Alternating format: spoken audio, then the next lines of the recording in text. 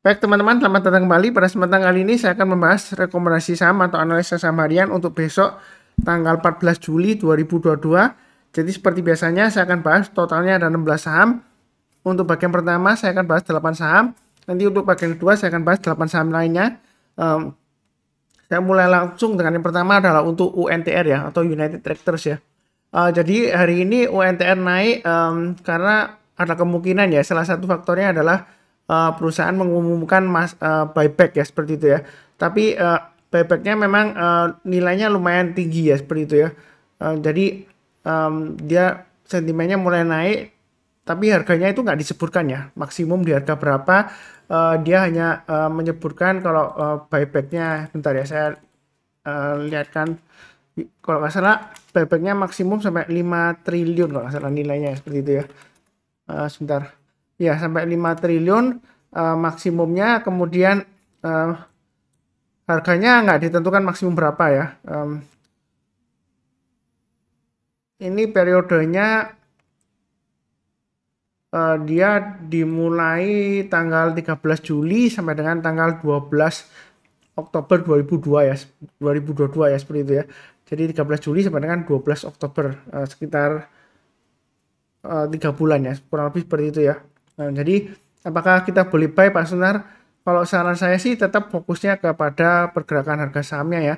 Garis-garisnya sudah saya berikan di sini. Ini area buy on weakness sudah saya sebutkan ya.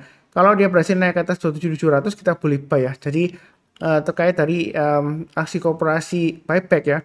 Menurut saya sih kalau dia berhasil rebound naik ke atas 27.700 boleh buy ya. Naik ke atas 28.475 mau tambah lagi atau average up, atau yang belum punya kalau mau buy silakan ya. Jadi setelah naik ke atas 28.475, berikutnya kalau mau buy lagi setiap kelipatan 100 rupiah ya. Jadi 28.575, kemudian 28.675 dan seterusnya. Kurang lebih seperti itu ya strateginya untuk UNTR ya.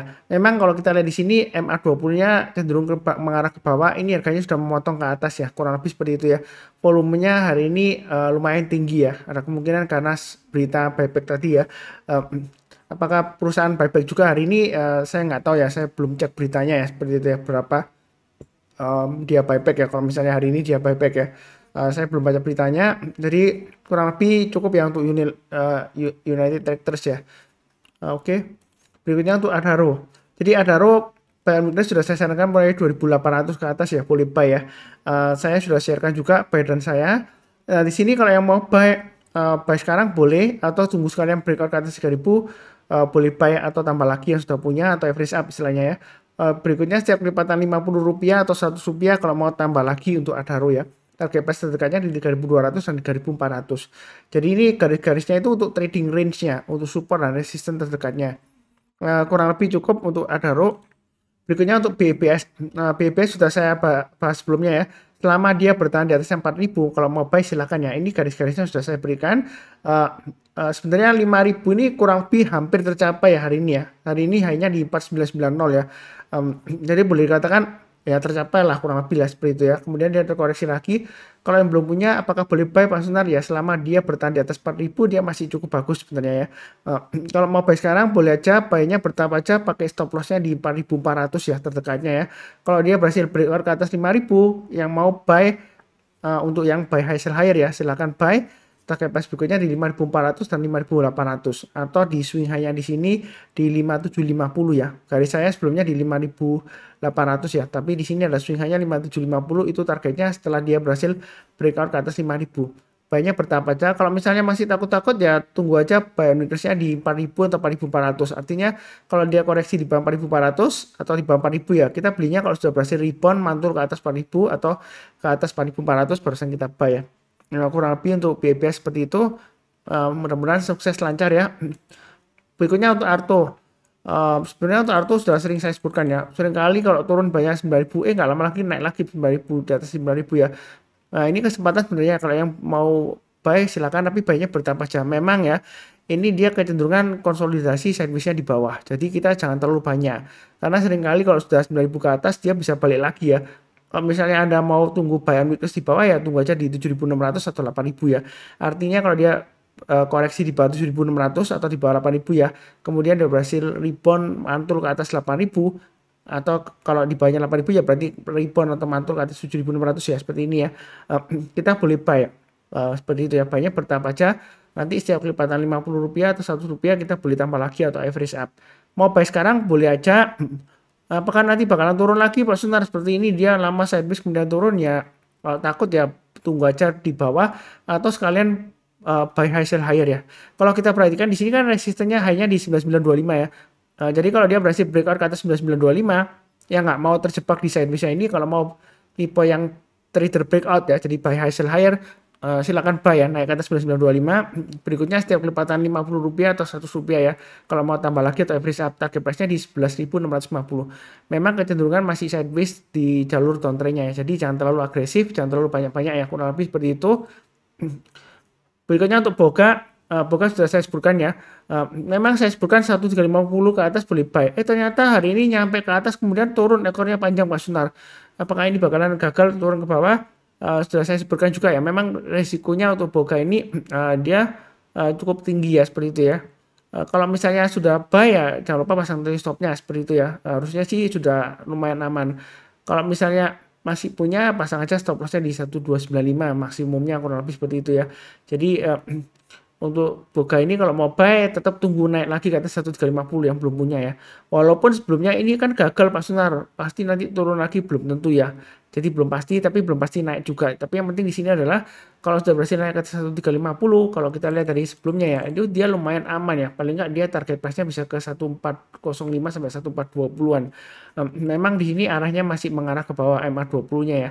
Walaupun ini sudah mulai mengarah ke atas, tapi masih belum kuat lah ya, seperti itu ya. Dan trennya masih cukup kuat ya, seperti itu ya. Walaupun ini sudah candle hijau 4 hari, tapi ekornya panjang ke atas. Memang ciri khasnya dari Boga memang seperti itu ya, ekornya suka panjang ke atas gini ya, seperti itu ya.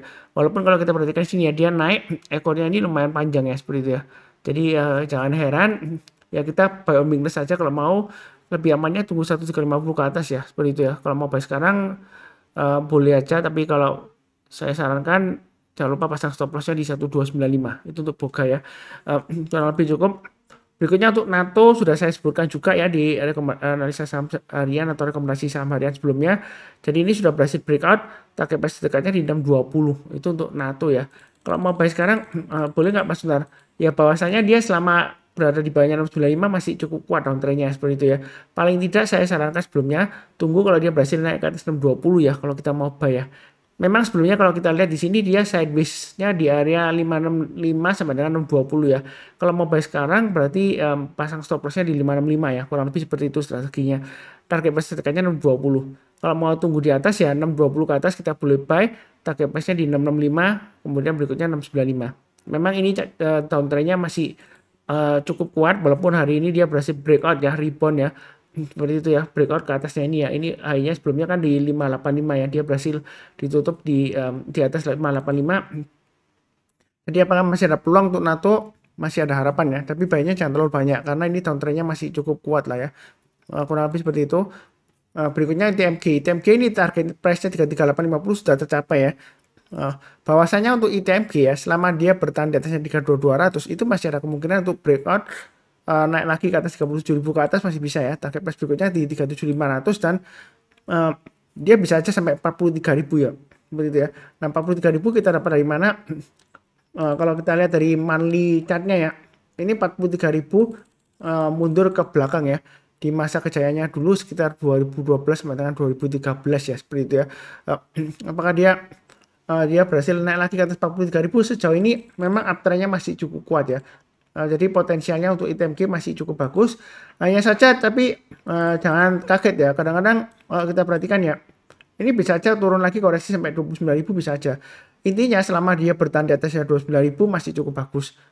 Jadi kita boleh buy on weakness di 29.000 atau di 32.200. Artinya kalau dia turun di bawah 32.200 kita jangan langsung buy.